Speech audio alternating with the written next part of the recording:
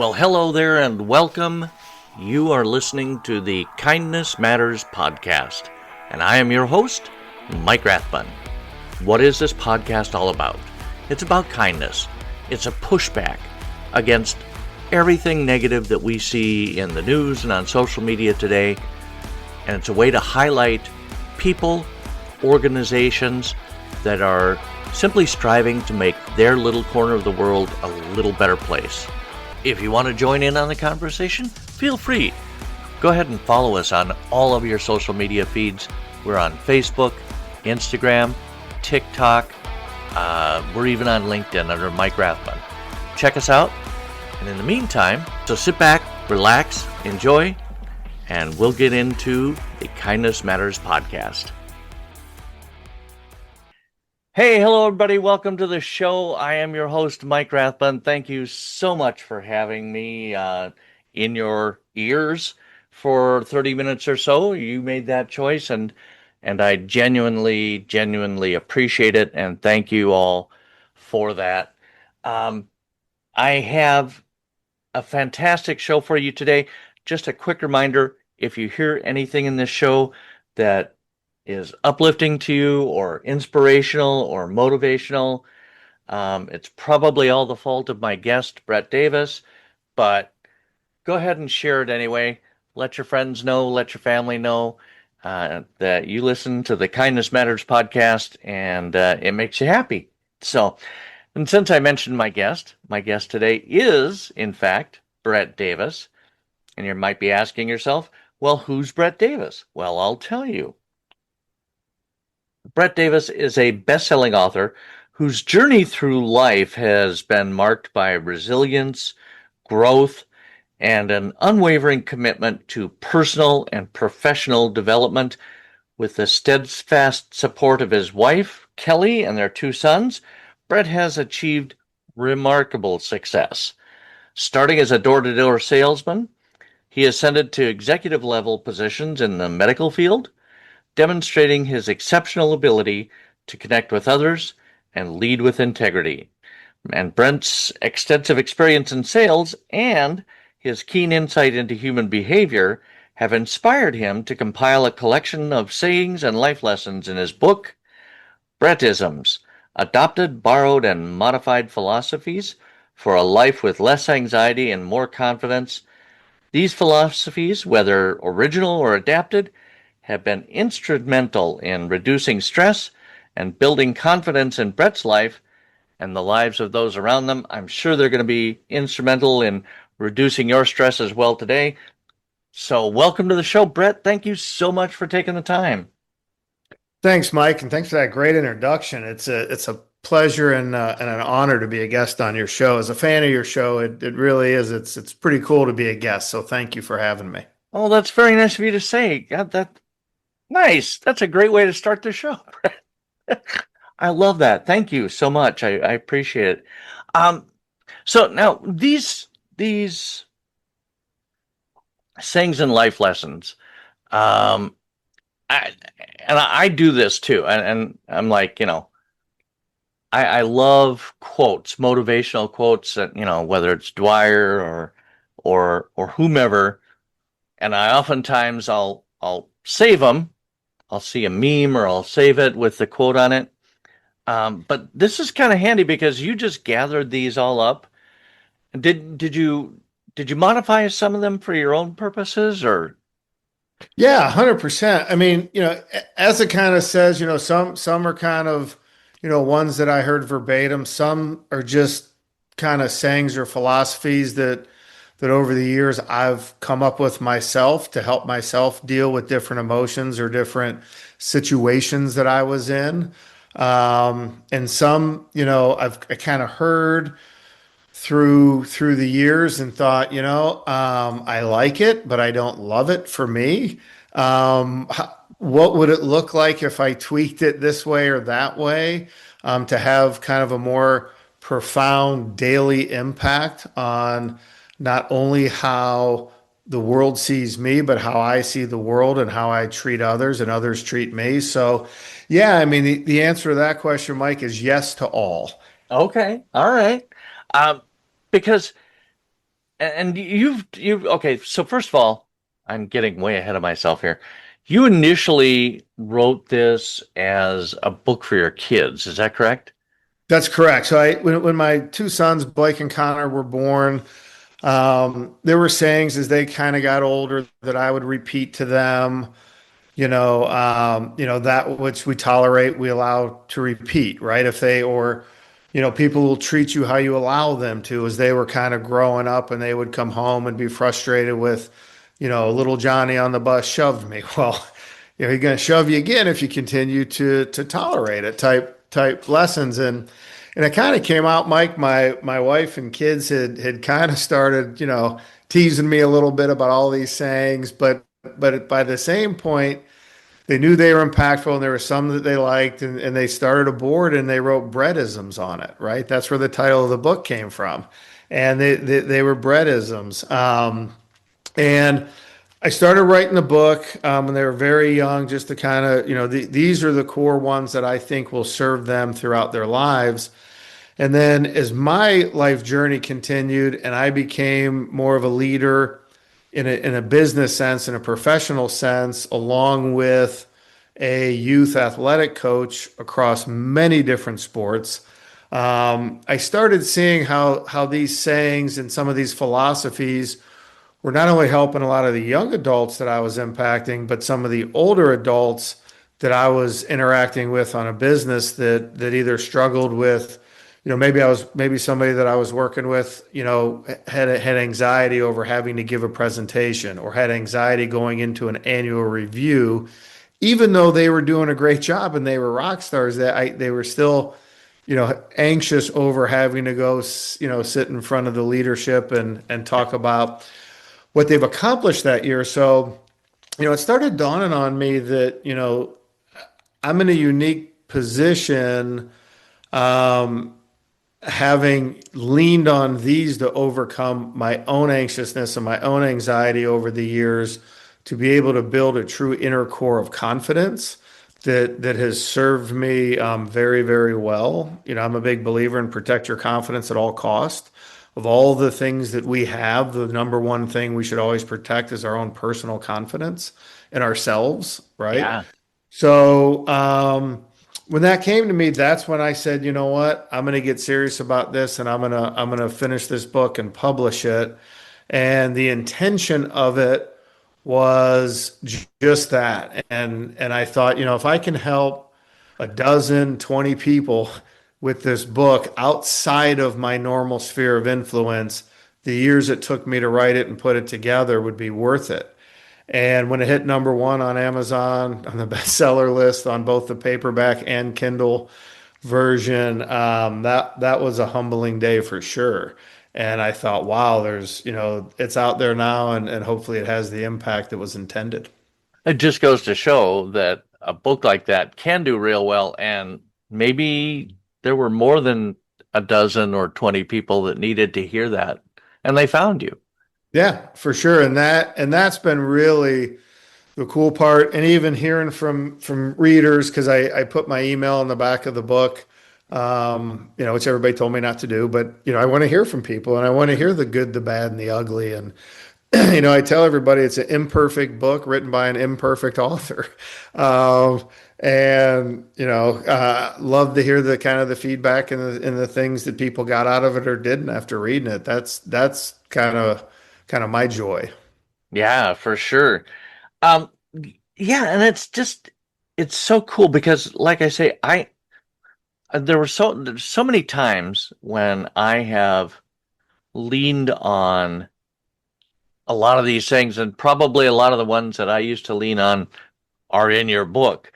Um, but because what is the importance of now you've got this book set up a certain way so you can read it in a month, was it?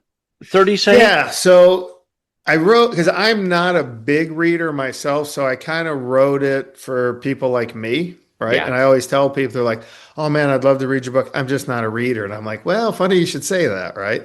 If you are a reader, of course you're going to read it, right? But right.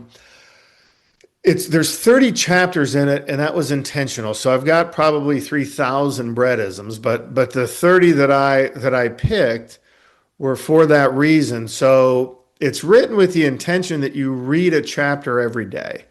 And the chapter might take you 5, 10 minutes to get through.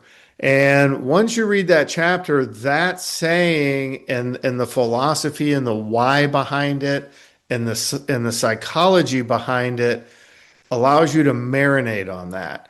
And because what I found over the years, if I'm in a situation and you talked earlier about leaning on quotes and philosophies, if you hear a bunch of them or you don't really stop and marinate on it, then when you need it, you can't recall it and you don't remember it, right? Right. So the reason I wrote it this way is really at the end of 30 days, you've read one philosophy a day or one life lesson a day. And then what I've heard from a number of readers since it was published is after that 30 days is over, then whether it's with their morning coffee or at the end of the day with their glass of wine at the end of the night, they'll pull that book out and they know which chapter to go to help them with the situation that's currently causing them anxiety or stress. Yeah. And then they'll reread just that chapter and marinate on it again. And again, it's not because all of us are pressed for time, right? So it's not something that you're going, I don't have an hour to devote to reading this book. I'd rather deal with the anxiety, right? So I don't know if for me, that's necessarily the case, well, but yeah, I get no, what you're coming from. yeah, but to me, it's more like, hey, listen, in 5 or 10 minutes after you've digested the whole book, then you know where to kind of go back and recall what you need, given on what that day is thrown at you or what you think that day might throw at you. Yeah, because we could always use a little reinforcement from time to time, right? Yeah, absolutely. And your 30 days, your 30 chapters, they kind of cover the gamut of what somebody might need, um, spiritually or mentally, to get over a situation. What's an example of maybe one of your? Yeah, so an example, probably one of the ones I get a lot of the feedback on is you can't trip over what's behind you. Oh, that's so good. Right. So, a lot of people, they when they're dealing with something that's making them anxious, or they have anxiety or lack of confidence, it usually has to do with something that's happened in their past, right? Now, something coming up in the future might trigger it, but it's usually something that happened in the past. And also, just when it comes to relationships and dealing with people, there might be something that I did in the past that I'm not proud of, right? Sure. Maybe I wasn't kind to somebody when I could have been or should have been, and that's still eating at me. And then I have to realize, you know what? I can't trip over that again. It's already behind me. Now, that doesn't mean that I don't owe that person an apology and make sure I don't repeat the actions, right? So, Right. but I also need to learn to forgive myself after they've forgiven me and say, you know what? Or if somebody did something to me and I'm continuing to harbor that anger, maybe they didn't apologize, right? But I'm still allowing them to control my emotions, which I'm not a fan of, right? I'm a fan of me controlling and me being in charge of my emotions. Right. So, that's one that's really, one that has a lot of feedback, especially with folks I think that are struggling with some sort of an addiction. That's one that they've leaned on a lot to help them through it. Oh, sure. Because we generally have something in our past that we're not proud of. Well, if you're human, for sure. Right. Right. For sure. That's so cool because, and it's funny you should bring that up because there is some. I just the other day had an issue, and somebody months ago did something that made me unhappy, and I never said anything to them about it. They didn't know they upset me, so they didn't apologize. And yeah, that's been gnawing at me and my inside out from Sure. the inside out. And I was just it's because I we had talked, you and I knew that quote, and I kept thinking can't trip over what's behind you. Let it go. Right. So, yeah, thanks for that. Yeah. And kind of on that theme, when you kind of, talk about the other person, the other thing, that may help you with that particular one is, hold yourself to at least the same level of accountability to which you hold others. So, what I mean by there is we kind of judge ourselves on our intentions or what we meant to do. We judge those around us by their actions and what they actually did or did not do. Right. And I talk about this in the book and talk about, kindness and forgiveness and all the things that your show's based on. When you adopt that mindset, you surely do give a lot of people a break a lot faster. Because another way to look at it is, how many times have we done something unintentionally to hurt somebody or said somebody? It was unintentional. We didn't mean to. We did, right? Right. Um, but we don't know that we owe them, and so we're quick to forgive ourselves, but not really quick to forgive others. And I dive really deep into this. It was one of my favorite chapters to write because I think it's so profound in getting somebody kind of the all the keys that I feel you need to build confidence and reduce anxiety, and it's doing those little things with an internal voice to be kinder and gentler to those around us. Yeah, for sure. I couldn't agree more. I was just going to ask, and because really this can make you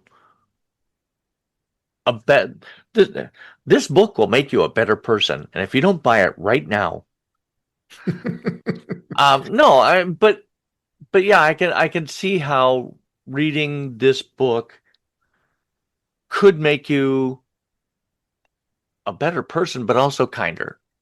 Well, Mike, I think there's a chapter in the book, and when I wrote the chapter, I certainly got a little bit of pushback from my publisher, and I got pushback on a lot of things from the publisher. But That's what they're there for. again, I wrote the book to help people. Not how many it sold was not a goal of mine. Right. Um, so yeah, so when you go into it kind of with that mindset of writing it for that reason, that's what you kind of come up with, right? Right. Is what does this look like? But one of the chapters of the book is, of course, I love myself. If I didn't, I would change, right? So you talk about an arrogant, obnoxious statement to make, right? And Yep. it's a Bretism, and it's one that I make a lot, right? But when you read the chapter, kind of a light bulb goes off. And again, this is feedback from readers that I've gotten, where they're like, "Hey, that one chapter, I was like, this guy's a bit of a full of himself." But then I read the chapter and there was an aha moment, right? So you talk about becoming better. So when I say a statement like that, I'm not saying Bret Davis is perfect and Bret Davis has it figured out and Bret Davis is this, that, and the other. What I'm saying is I realize that until I get myself to a position that I love and respect who I am at this point in my journey, meaning, again, forgiving myself for not being perfect. I'm not perfect. The book's not perfect. The people around me aren't perfect. But when I get to the point where I kind of respect who I am at this point in my journey and love who I am at this point in my journey, what happens is I it's so easy to give kindness and give advice and give everything in myself away to everybody else with no expectation of anything in return. All of us out there have said to somebody or said to ourselves, that person was a jerk to me because they're not happy with their life and where they're at, Yeah, right? we've all We've heard all that. said that a Yep. thousand times. We know that about ourselves. How many times have we been a jerk or taken out something on somebody else, whether it's a loved one or a stranger, because there was something else going on in our lives that didn't make us happen and somebody was going to pay for it, damn it, right? Right. So that's why I spend so much time on making sure that I'm in a position and I prioritize making sure I'm in a position where I'm happy with who I am at this point in my life. And I always say that It doesn't say I'm not a finished product. I have to work on this every day. But when I find days that I'm really happy with who I am and I like and love myself, it's so much easier to be kinder to others around me. Yeah. And is it kind of like the whole airplane put the oxygen mask on yourself first before you try to help somebody else? Because if you don't, That's one of the chapters of the book. is it really? It really is. See, I knew you knew a couple of these. Put your own mask on first, and You it's can't help anybody funny. else unless you get yourself Yeah, I have a morning routine that's non-negotiable unless there's an emergency, obviously, right? But if there's not an emergency in clearly. my life, I have a morning routine that's non-negotiable, right? And I've been married for 30 years, and early on, my wife was like, I didn't get it until she started adopting that, right?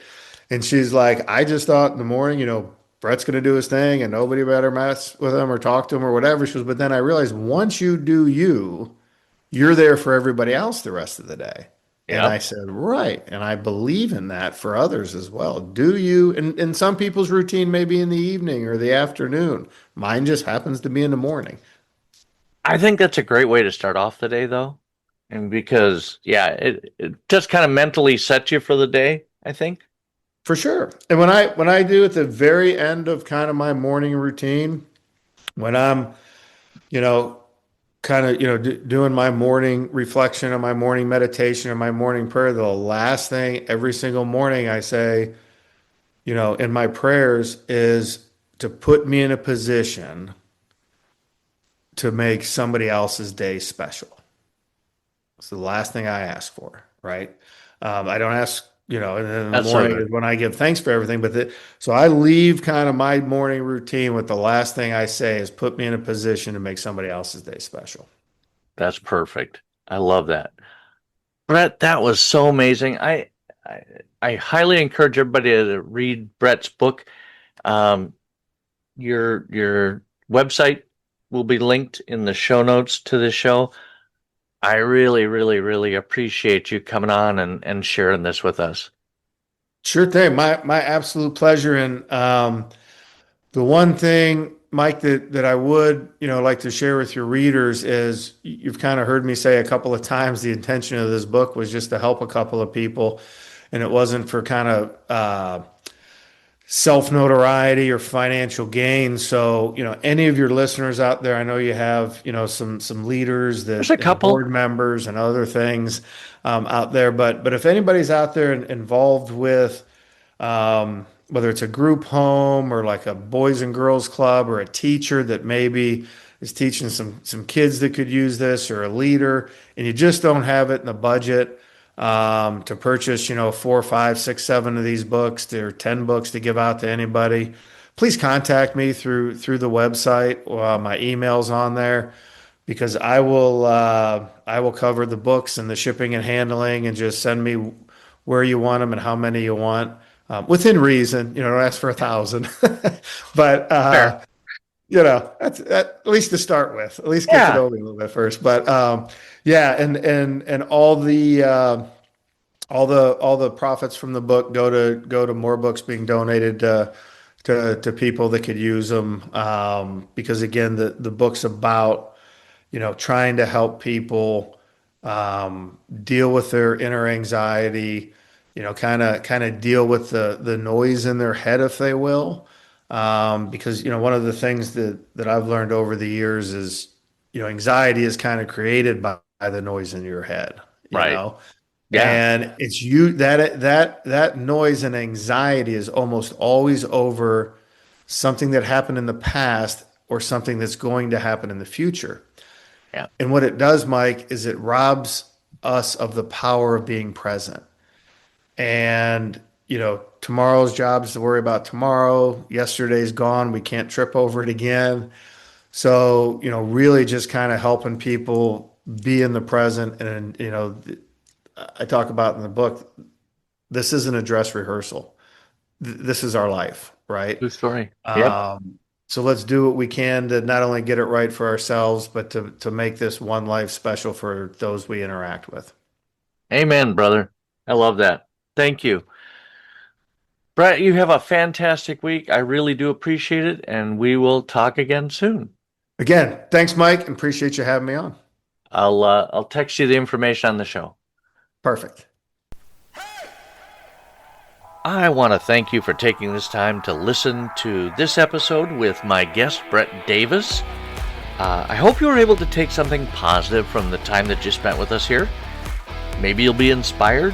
Maybe you'll be motivated. Maybe you'll be moved. If you experienced any of those positive feelings, please, please, please consider sharing this podcast with your friends and family. I am always striving to offer you a better podcast. So give me some feedback. Let me know how you think I'm doing. Email me. Leave me a message on our socials. It would mean the world. Also feel free to follow us on our socials like Facebook, Instagram, LinkedIn, and TikTok. Make sure you follow us on wherever you listen to your podcasts as well. Every little bit helps. I really want to get this podcast out there, and I want more people to have this platform or this space where they can feel hopeful, and it would help a lot if you could do those things.